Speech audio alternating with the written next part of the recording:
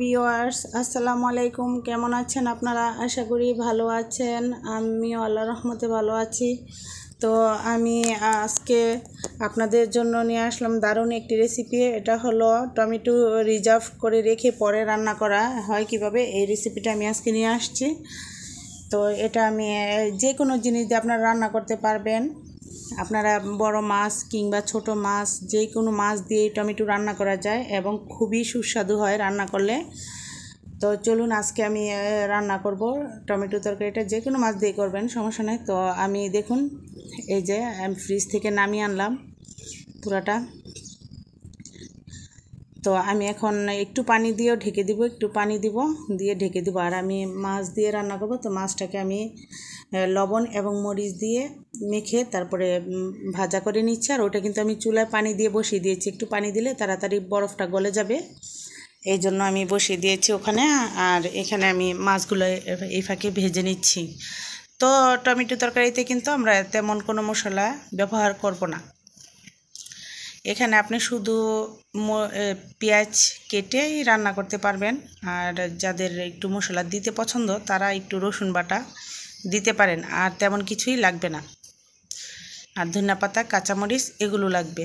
ধনিয়া পাতা যদি আপনার না থাকে কোনো প্রবলেম নাই, কিন্তু ধনিয়া পাতা কিন্তু আপনার এই যে টমেটোর স্বাদ বাড়ায়।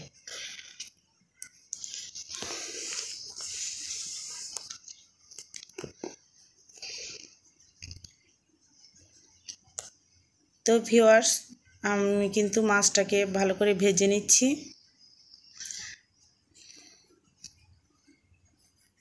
কড়া করে ভাজাটা করব আমি মাছটা।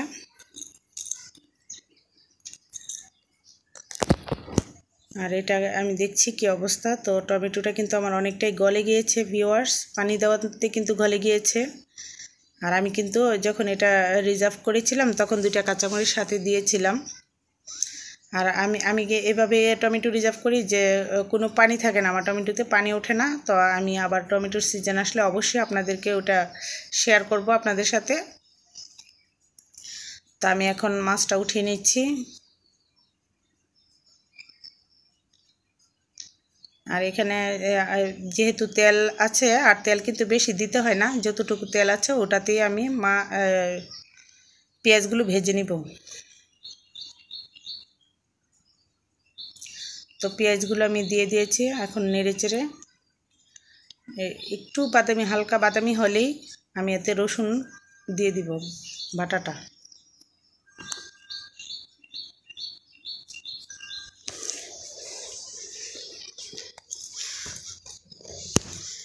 তো ভিউয়ার্স, আমি একটু লবণ দিয়ে দিয়েছি।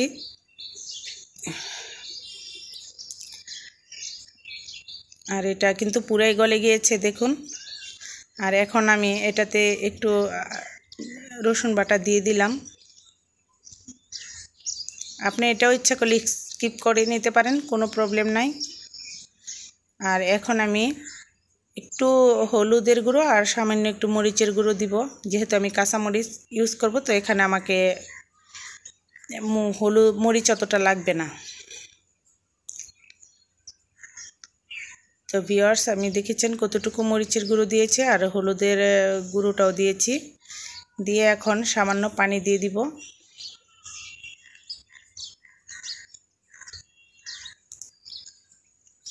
তো পানিটা দিয়ে আমি কিন্তু ভালো করে কষিয়ে নিব মশলাটা আপনি যত কষিয়ে নেবেন তত কিন্তু আপনার স্বাদ বেড়ে যাবে। আপনার তরকারির স্বাদটা খুব ভালো গুণেই বাড়বে। তো ওই হিসাবে আপনি কিন্তু ভালো করে কষিয়ে নেবেন। রান্না মজা হওয়ার বড় একটা টিপস কিন্তু এইখানেই, মশলা কষিয়ে নেওয়া। তো মশলা কষানো শেষ, আমি কিন্তু এই যে গরম গরম টমেটোগুলো ঢেলে দিলাম। টমেটোটা ঢেলে তো আমি এখানে মাছগুলো দিয়ে একটু শুধু ঢেকে দিব অল্প সময়ের জন্য। পানি তারপরে পরিমাণ মতো আমি পানি দিয়ে দিব। অল্প সময়ের জন্য ঢেকে দিলাম।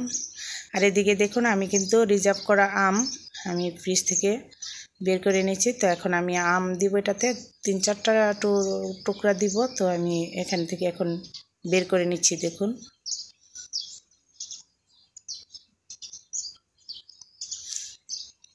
আর এটাতে আমি এখন পানি দিয়ে দিব।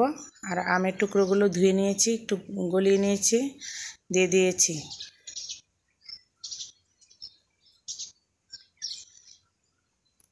এখন আমি পানি ইউজ করব।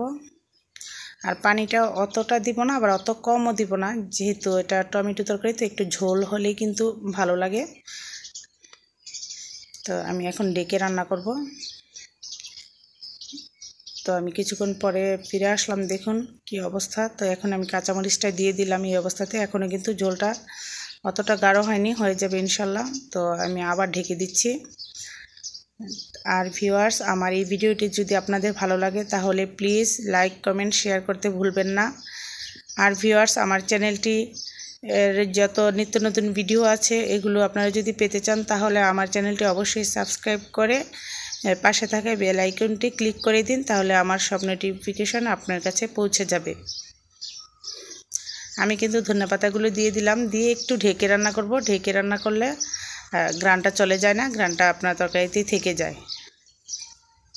তো আমার রান্না কিন্তু শেষ ভিউয়ার্স। আমি একটু সার্ভ করে দেখাবো আপনাদের যে আসলে টমেটো তরকারিটা কেমন হয়েছে।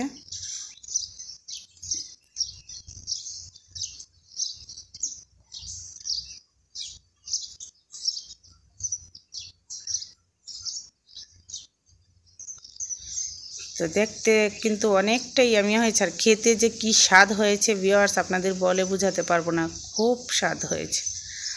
আর আপনারা যদি এটা বাসায় করেন তাহলে অবশ্যই আপনার বাচ্চারা তো খাবে। আপনারা মানে এখন তো সিজন নাই, তো এভাবে স্টক করে রেখে দিলে আপনি যখন খুশি তখন একদম শীতের টমেটোর স্বাদ পেয়ে যাবেন বাসায়।